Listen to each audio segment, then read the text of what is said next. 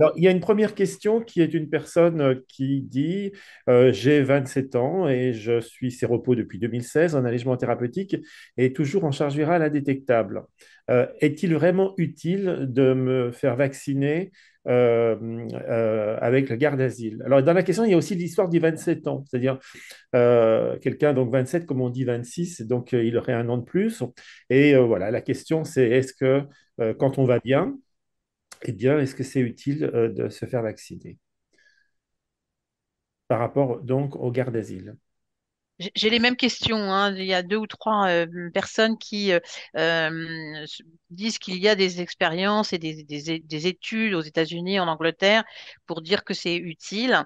Et comme l'a dit Hugues, c'est encore en discussion, mais on aimerait en savoir un peu plus sur les recommandations qui vont, enfin, qui vont venir par rapport à ça. Est-ce que ça va bouger ou pas du tout? Une autre question sur le même thème. C'est l'action potentielle du garde d'asile sur les récidives lorsque on a des lésions HPV euh, de fait. Voilà.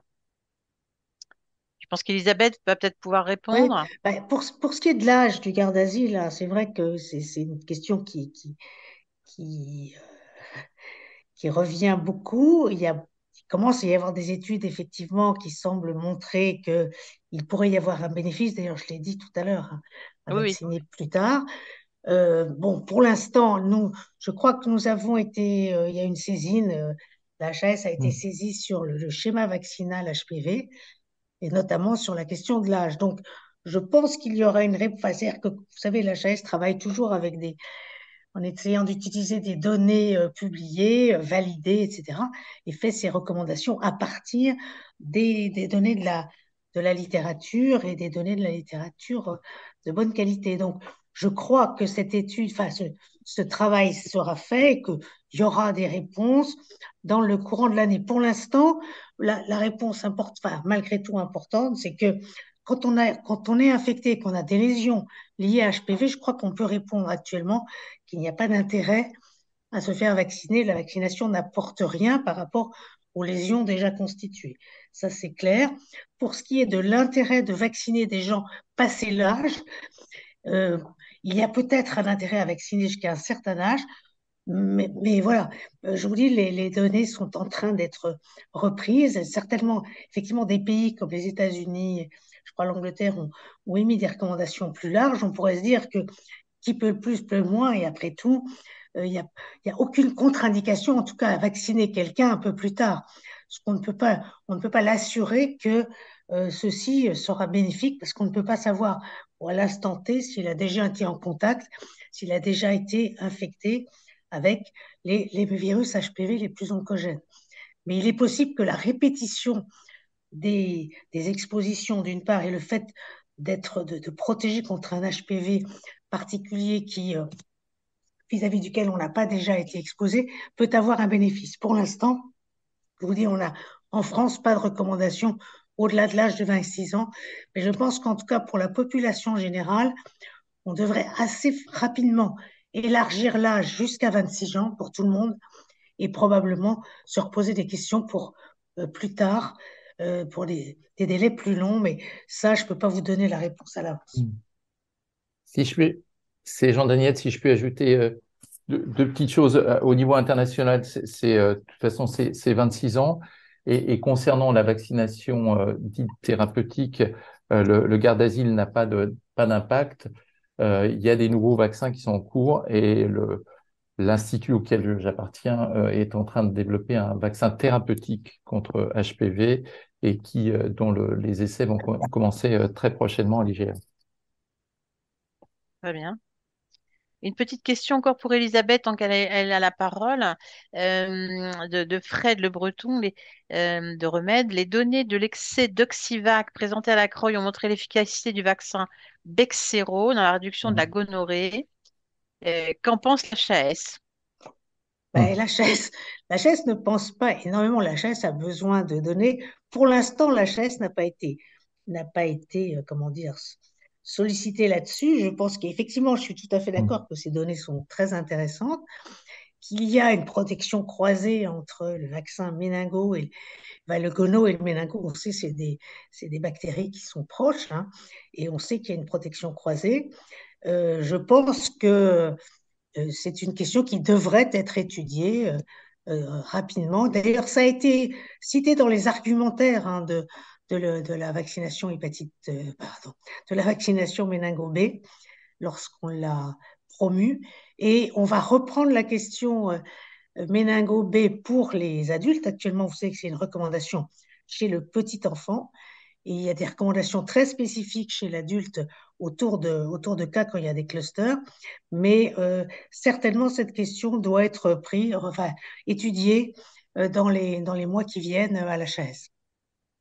Si je peux, Jean-Daniel, tu as peut-être des compléments à apporter, mais si je peux juste ajouter pas dire quelques mots, c'est que dans le groupe d'experts qui s'intéresse à la prévention des IST, on s'est intéressé effectivement aux résultats de Doxivac et on a prévu de travailler là-dessus et d'éventuellement de soumettre des propositions sur la question, mais c'est pour les semaines à venir, c'est pas pour les semaines passées, donc je peux rien vous dire sur qu'est-ce qui va en sortir. Mais juste, euh, mais juste qu'on y travaille. C'est déjà Ben oui. bien. Bah, c'est-à-dire qu'il faut quand même voir que la première publication date, c'est la présentation de Jean-Michel Molina à la Croix qui a eu lieu la semaine dernière. Et donc, c'était un petit peu difficile. Oui. On était déjà prévenu, si je puis dire, on était dans les starting blocks, mais c'était un petit peu difficile d'être capable Mm. d'avoir des choses officielles tant que ce n'était pas officiel. Mm. Il y avait des données préexistantes des équipes australiennes qui montraient déjà que Oui, oui, oui, voilà, oui. c'est Bah, quelque chose c'est-à-dire que d'ancien. Mm. Mm. Doxivac a quand même Mm. été construit Mm. comment dirais-je, sur des éléments concrets Mm. qui permettaient de dire qu'on n'était pas en train de se lancer dans un truc au doigt mouillé, évidemment. D'accord. Alors, une question qui concerne la grippe des séropodes. Bonsoir. De quelles données dispose-t-on pour évaluer la surmortalité de la grippe chez les PPVH, même avec un bon taux de CD4 et une charge virale indétectable? Cette annonce peut être inquiétante. Peut-être, Elisabeth, non? oui, alors ça, moi, je ne peux pas vous apporter. Il y a des données, mais je ne- qui montrent effectivement là, qu'il y a le problème, c'est que si vous voulez, ce sont des cohortes de patients VIH et qu'il n'est pas absolument possible de d'identifier parmi cette cohorte des gens qui auraient des CD4 à plus de 500, une charge virale indétectable. Donc, ce sont souvent des données qui concernent une population VIH avec des personnes qui ont des profils différents en termes d'immunité et en termes de charge virale. Ce qui fait qu'il est toujours extrêmement difficile de dire qu'effectivement, on est certain que chez les personnes qui ont un chiffre de CD4 absolument normal et une charge virale indétectable depuis extrêmement longtemps, on est un surrisque important. Les données de la littérature sont souvent des données Mm. qui concernent des populations un peu plus mélangées où il est très difficile de faire directement la part, de séparer les populations avec profils différents. Donc, je sais Mm. que dans le groupe de travail d'experts, ils ont retenu, et je n'ai pas été reprendre les données Mm. parce que c'est des centaines d'articles, ils ont retenu qu'on devait considérer qu'il y avait malgré tout un surrisque pour toute la population des personnes infectées par le VIH. Il y a une méta-analyse qui date d'une dizaine d'années qui reprenait un petit peu tout ça. Faut, euh, il faut être rassuré quand même. Le risque est pas majeur, mais comme le dit Elisabeth, il y a des publications un petit peu qu'on- qu'on, euh, conflictuelles, enfin, qui se contredisent chez ceux qui ont une très bonne réponse immunitaire. Mais comme l'a dit Elisabeth, on va revoir tout ça et probablement quand même la recommandation est de vacciner très largement.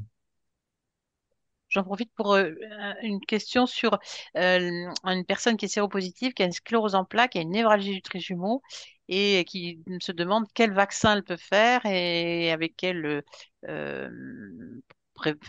protection, quels effets secondaires potentiels. Mais quel vaccin contre quoi? Bah, est-ce que je peux me faire vacciner, dit-il en général? Et En si général, oui, quel vaccin? Ou est-ce qu'il y a ben, des vaccins contre-indiqués? C'est Non, peut-être a comme ça va. priori, non. non. La sclérose en plaques, bon, donc, tout le monde a entendu Hmm. parler de l'histoire de la sclérose en plaques et de la vaccination hépatite B, mais qui finalement a été, la, la- disons, le lien entre la sclérose en plaques et la vaccination hépatite B a été, enfin, n'est pas mis en cause, hein. Il y a Hmm. pas de lien. Et donc, il n'y a pas, la sclérose en plaques n'est pas une contre-indication à la vaccination, aucune vaccination, et la névralgie du trijumeau, à ma connaissance, non plus. Hmm. Alors évidemment, il y a des cas particuliers, mais disons, dans les études qui recensent les effets secondaires et pour lesquels on a retenu un lien, même s'il est faible, on ne peut pas retenir la sclérose en Hmm. plaques ni la névralgie du trijumeau comme des facteurs qui contre-indiquent une quelconque vaccination. Je pense que c'est ça qu'il voulait entendre, c'est Oui. très bien. Et si je puis rajouter, Anne, c'est même une indication à la Oui, vaccination parce que c'est Probablement, oui. absolument. un facteur d'immunosuppression supplémentaire et donc un risque de faire des infections graves. Totalement. Mais alors, une question qui concerne la fièvre jaune. Je pensais que la vaccination fièvre jaune était limitée s'il voyage dans des zones à risque. Ben, bien sûr, oui, Oui, oui. oui, Oui, oui, absolument, non. oui, C'est tout à dit fait. dans la population générale qui voyage dans des zones à risque, hein. C'est Hmm. pas un vaccin de la population générale qui reste en France. Oui. Ou dans les territoires ultramarins, enfin, certains territoires Oui, même. effectivement. Bon, et bien sûr, il y a la Ouais. Guyane La française Guyane. qui Ouais. rentre dans les zones Hmm. d'endémie pour la fièvre jaune. Oui. Moi, je n'ai plus de questions. Oui, moi j'en ai encore quelques-unes. Une question qui est plutôt qui concerne la vaccination en pharmacie. Donc quelqu'un dit que c'est une très bonne chose, mais qu'il est surpris d'entendre qu'il faut un local dédié, parce que c'est pas ce qu'il a connu. Alors, théoriquement, il faut un local dédié, mais bien évidemment, toutes les pharmacies n'en ont pas. Je crois qu'ils doivent l'avoir au moment de la déclaration, mais enfin, moi, je connais une pharmacie sur deux qui s'en sert pour stocker des documents, où ils ont pas toujours local, en fait. Après, ça dépend des pharmacies, de la place qu'ils ont, mais normalement, dans leur demande d'autorisation, c'est ce qu'ils doivent avoir. Une autre question qui concerne les enfants. À 16 ans, peut-on se faire vacciner sans l'accord des parents? C'est une très bonne question. J'ai pas la réponse. Je pense pas qu'on puisse vacciner un mineur sans l'accord des parents, je pense. Mais à vérifier, j'en suis pas complètement sûr. Alors, je ne vais pas dire de bêtises, mais je parle sous couvert d'Elisabeth, mais il me semble que oui, puisque c'est quelque chose qu'on avait évoqué au moment de la vaccination contre Mpox. Et il me semble que oui, on peut se faire vacciner sans l'accord des parents à cet âge-là. Mais à vérifier, hein. À C'est-à-dire que vérifier. théoriquement, Hmm, il faut que les hmm, parents soient consentants et il y a hmm. une façon de dire les choses. Voilà, qui est. Ouais. Mais on Hmm, a beaucoup veillé, nous, on s'est hmm, beaucoup, disons, mobilisé pour que ce soit possible de vacciner des enfants à hmm, risque hmm. contre monkeypox. Et donc, on voulait faire en sorte que ces personnes éventuellement exposées qui allaient consulter dans un CGIT puissent se faire vacciner. Malheureusement, on n'a pas obtenu exactement de la part du ministère une dérogation, parce que il y a rien à faire. Ceci existe, mais il y a une façon de le dire qui peut permettre néanmoins de le faire. Mais c'est un peu, disons que c'est, c'est un petit peu difficile à concilier tout ça. Ensuite, une question qui est peut-être trop générale, je sais pas, c'est quels sont les vaccins recommandés après 70 ans? Bah, DT polio, DT polio, bah, c'est tous les 10 ans chez les PVVIH, tous les 20 ans chez les autres. Le Zona, certainement. Euh, pour ce qui est de la coqueluche, ben, je pense que si on est amené à être grand-parent, ben, c'est pas mal d'avoir un rappel coqueluche au moins une fois. Et puis, pour le reste, c'est les pneumocoques. En France, pour l'instant, il n'y a pas de recommandation de vacciner les personnes âgées contre le pneumocoque, ce qui est probablement, enfin, ce qui est peut-être à rediscuter.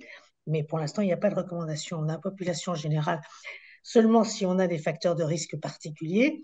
Il y a bien sûr la grippe tous les ans, le Covid qui va rentrer probablement dans le schéma de la grippe avec des rappels périodiques, probablement annuels, mais on n'est pas encore sûr. J'ai peut-être oublié des choses, Jean-Daniel, je ne sais plus. Non, non, je crois que tu les as Ça doit toutes être à données peu là. près. Ouais. Une autre question qui concerne peut-être, oui, qui concerne Quentin Pédron à propos de l'étude. Il y a deux questions. La première, c'est est-ce que l'étude sera accessible, est-ce que ça sera publié? Et la seconde concerne davantage les chiffres sur HPV, en disant que ce n'était pas très clair, parce qu'il y avait à la fois des intentions, enfin, il y avait quelque chose qui semblait contradictoire dans la présentation entre les intentions et les intentions qui seraient faibles et le niveau Ouais, je sais pas, vous de avez quelque perception qui était un peu plus élevé que sur les autres. Bah, je vais répondre du coup aux deux questions. Sur la première partie, alors il y a des extraits de cette enquête qui vont être publiés sur les réseaux. On est en train de travailler du coup sur des visuels. Le rapport en lui-même, qui fait 170 pages, ne sera pas accessible forcément au grand public. Donc ce seront seulement des extraits avec les résultats qui nous paraissent les plus pertinents à partager au public. Et sur la deuxième partie, alors il faut savoir que les modèles qu'on utilise, on mesure en fait chacun des facteurs de manière différenciée et en fait avoir une attitude positive envers un comportement n'a pas une incidence directe typiquement sur l'intention de comportement ou même sur le comportement lui-même. Pour prendre un exemple qui peut qui sera peut-être un peu plus clair pour les gens, si on prend l'exemple par exemple de la cigarette et l'arrêt du tabac, un comportement qui serait arrêter de fumer, beaucoup de gens vont avoir une attitude positive parmi les fumeurs sur le fait d'arrêter de fumer, mais ça ne veut pas dire qu'ils vont avoir l'intention d'arrêter de fumer, notamment si on leur demande est-ce que demain tu as l'intention d'arrêter de fumer. Donc dans un laps de temps très court, ils auront beau avoir une attitude très positive envers ce comportement, l'intention n'en sera pas forcément impactée directement. C'est un ensemble en fait de facteurs qui vont jouer sur le comportement à la fin. Néanmoins, plus l'intention de comportement sera élevée, plus il y aura de chances que le comportement soit fait à la suite si on met en place justement des facilitateurs du passage à l'action. Donc voilà, c'est pour ça qu'il peut sembler y avoir des éléments un peu contradicteurs, mais en fait, l'attitude, qu'elle soit positive ou négative, n'est pas la seule influence qu'il va y avoir à la fois sur l'intention de comportement et derrière sur le comportement final qui va être adopté. Voilà, j'espère avoir été assez clair dans ma réponse. C'est vrai que c'est des notions un petit peu complexes, mais le temps qui était imparti, c'était un peu compliqué de pouvoir expliquer en détail tous les modèles, quoi.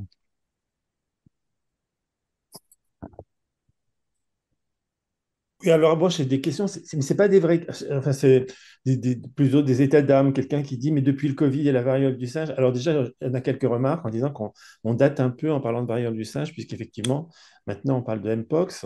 Mais donc, la question, c'est de dire, est-ce qu'il n'y a pas eu trop d'appels aux vaccinations et du coup, maintenant, bah, il y aurait un ras-le-bol?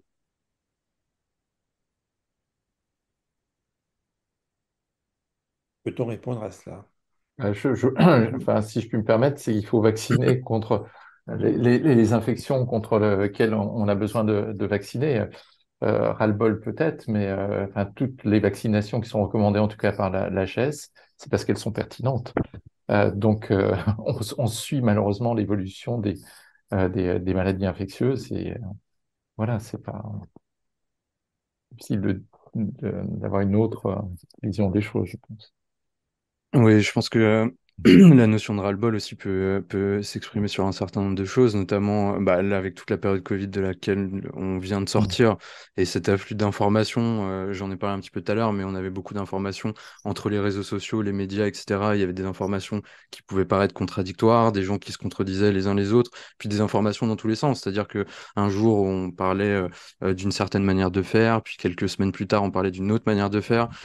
Et je pense que c'est aussi ce côté-là qui amène un sentiment de ras-le-bol chez les gens. Et puis, il faut se rappeler aussi que, en tout cas, quand on parlait tout à l'heure de l'histoire de la vaccination, de tout temps, à chaque fois qu'il y a eu une nouvelle vaccination, il y a toujours eu une forme de défiance vis-à-vis de la vaccination qui est apparue. Et puis, on l'a vu aussi pendant le Covid que quand on rentre dans une notion au-delà de la recommandation vaccinale, mais quand on rentre dans une notion d'obligation vaccinale, ça entraîne des effets, des effets de rejet en fait de l'obligation, tout simplement parce que les gens essayent de préserver leur sentiment de liberté et de libre choix. Donc il y a aussi, je pense, ce sentiment qui a accentué en tout cas ce sentiment de ras-le-bol qui peut être ressenti aujourd'hui.